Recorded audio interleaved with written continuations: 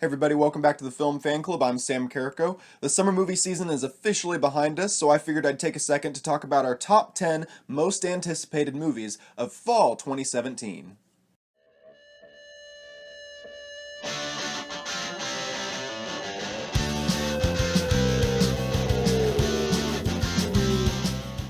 Starting at the bottom of the list, my 10th most anticipated movie of the fall is The Foreigner. Starring Pierce Brosnan and Jackie Chan. This movie is about Jackie Chan's character losing his daughter in an explosion, and he goes to the police station and all sorts of authorities trying to figure out who's behind it, who are the terrorists that killed his daughter. And Pierce Brosnan plays a member of the establishment. I don't know what kind of law enforcement institution he's a part of, but he seems to be withholding some information. We don't really know for sure whether he's in cahoots with the bad guys or if he's just a bad guy sympathizer or what have you, but it puts him at odds with Jackie Chan, and that's something you don't want to be.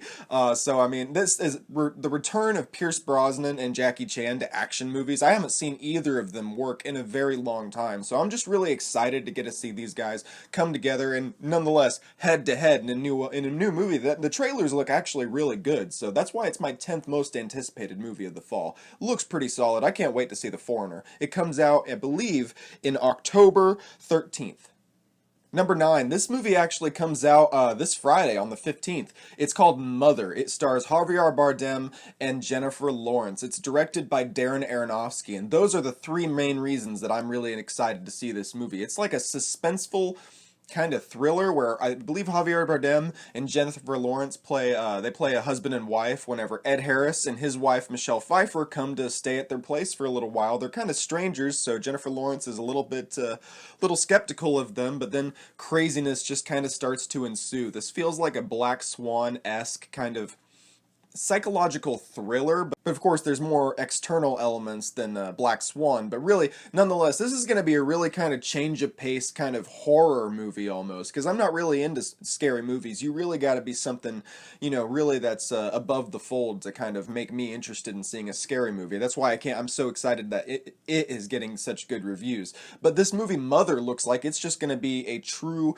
Darren Aronofsky, thrill fest. It looks like it's going to be great. The trailers have a certain unique kind of style to it that I hope carries over in the film. Jennifer Lawrence is really hit or miss for me, but this looks like it could be a really good role for her to kind of sink her teeth into and give us something that she hasn't done recently.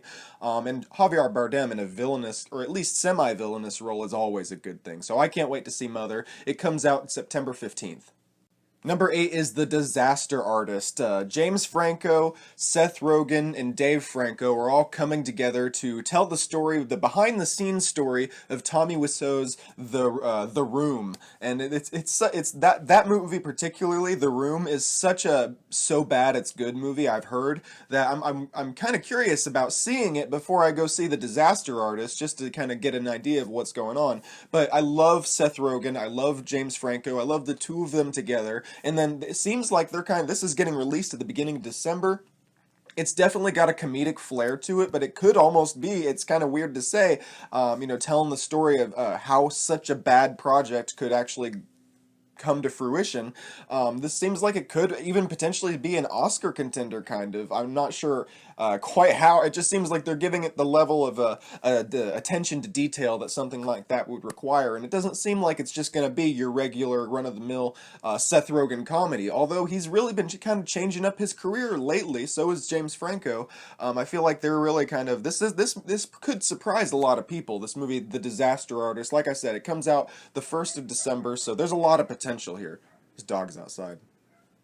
Number 7 is Murder on the Orient Express. I really don't know a lot about this movie, and I want to keep it this way. I do know that it's a murder mystery film, which is just something, I haven't seen a really good murder mystery in a long time. I love whodunits. I love, Scooby-Doo whenever I was a kid. I love, watching that sort of stuff, or the 2020 kind of thing, specials on TV growing up. So this is just right up my alley. And I haven't seen the original Murder on the Orient Express, but of course, this being a remake, I'm going to go into it with a fresh kind of set of eyes and not try and, I haven't seen it, like I said, so I'm not going to have anything to really compare it to. This film has a stellar cast, too many names to count. Daisy Ridley and Oscar, nope, that's not it. Johnny Depp are among them. Oscar Isaac is not in this film, I don't think. But nonetheless, without Oscar Isaac, this film's cast still looks really stellar, and the plot is so interesting. It seems like the less that I know, the better on this type of project, and I just can't wait to kind of see how this mystery comes together and how each member of the cast kind of plays into it. It could be really cool.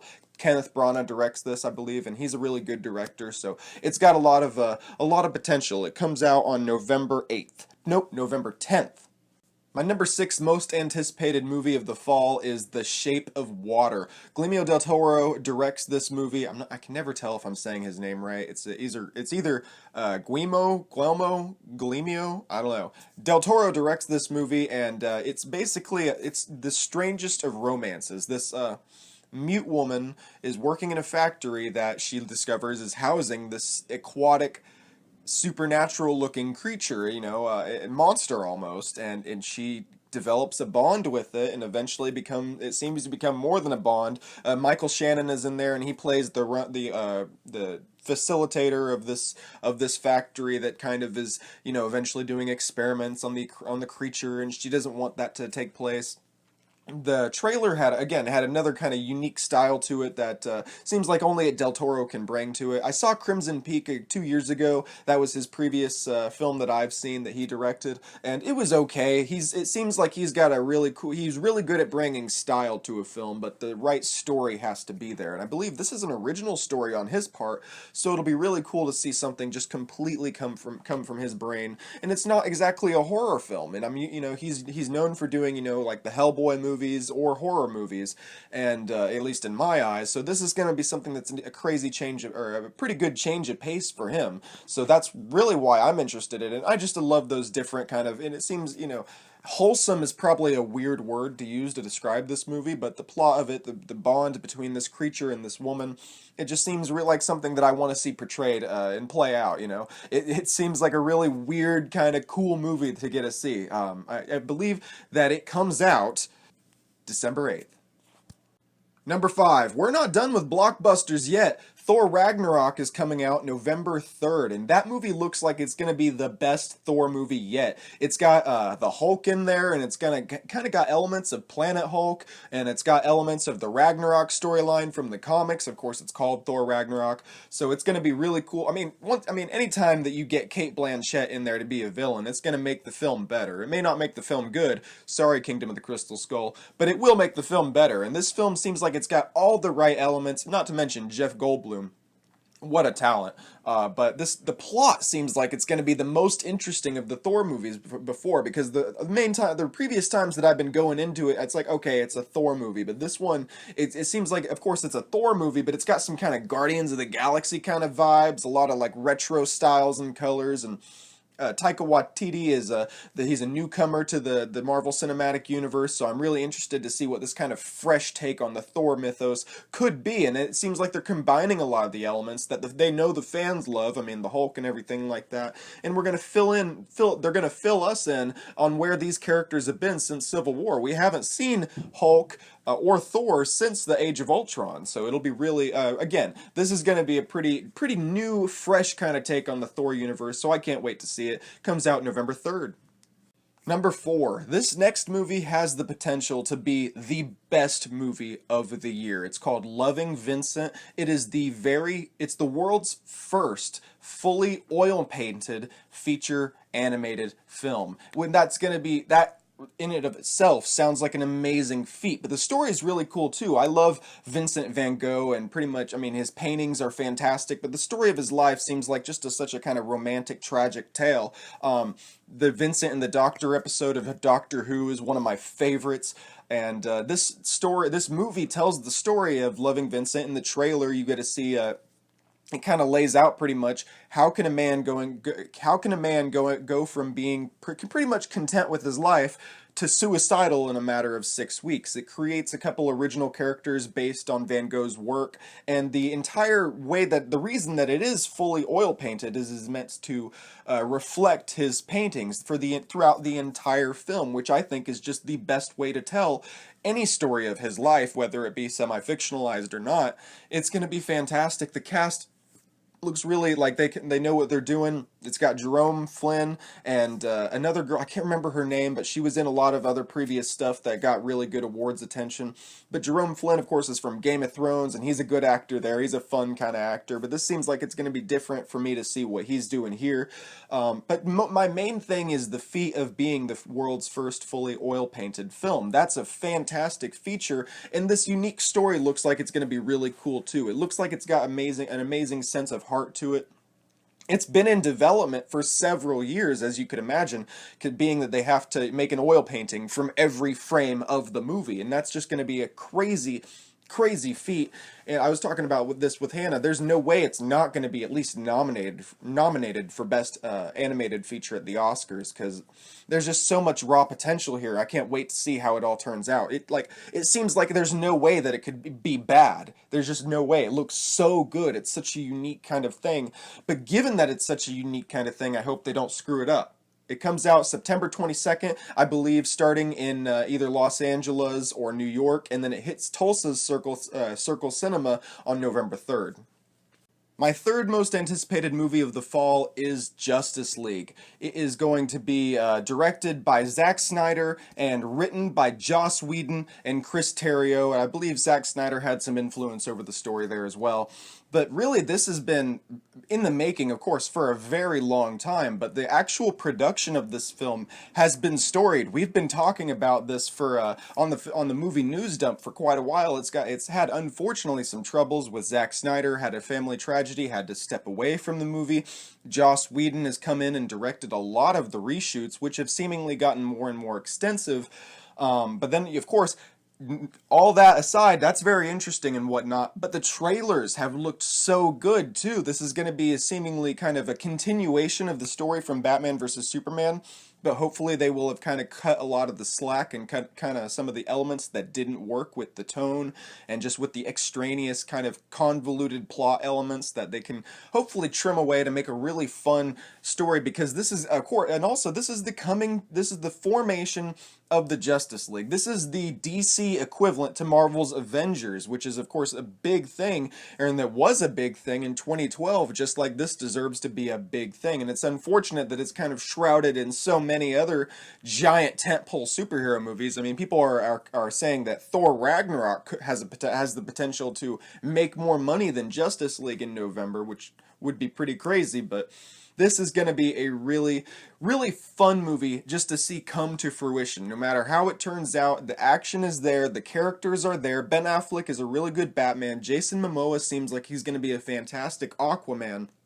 So the cast, unlike Batman vs. Superman, where I was like, okay, Lex Luthor doesn't really need to be Jesse Eisenberg, this movie I seem to be I am pretty content with the cast. All the characters seem to be represented really well, so I can't wait to see just how it all turns out, what the kind of this kind of crossover between the directing styles of Joss Whedon and Zack Snyder that the cast have kind of talked about at Comic-Con and whatnot. That I want to see that come to fruition, and I hope that it works in the very best ways, because Zack Snyder he's really good with action, he's really good with visuals, he's really good with characters. Well, maybe not with characters, but making them look cool at least. And Joss Whedon is good with the dialogue, he's good with the interactions, he's good with the kind of more story elements. So I mean, there's a really good kind of marriage of creativity that could be had there. We'll have to see just how it turns out on November 17th. My second most anticipated movie of the fall is Kingsman: The Golden Circle. The first Kingsman was so good. That is just mostly why I'm excited for this movie. They could have not released a trailer yet, and this probably would have been my second most anticipated movie of the year, or of the fall. It is such a fun first encounter that I had with the Kingsman in 2015. The action was high octane, and it was freaking awesome. It had a crazy sense of style to it. This movie, that since we have seen the trailers, we know that, spoiler alert, minor spoiler alert, I guess, Colin Firth will be returning for this movie, and he's gonna be back in action. And Eggsy, Taron Egerton looks like he's just really come into this role really well. You got Oberyn Martell from Game of Thrones in there, Channing Tatum leading off the Statesman, Jeff Bridges, Halle Berry. This film looks like it's gonna be everything that the first movie was and more. Hopefully, they don't really run into the risk of making it bigger and trying to make it better, but failing at that. Hopefully, this is the natural continuation of the story. Matthew Vaughn is returning to direct this film from the first film. He's returning from that movie, and it seems like he's got a good handle on this, because he didn't, I mean, if he didn't really care about it, he could have easily just stepped away, produced it, and let somebody else come in to direct it and do whatever they want. But he's on board, and he hasn't really disappointed me with the film that I've seen from him yet, so we're hoping that holds up. It comes out really soon, September 22nd.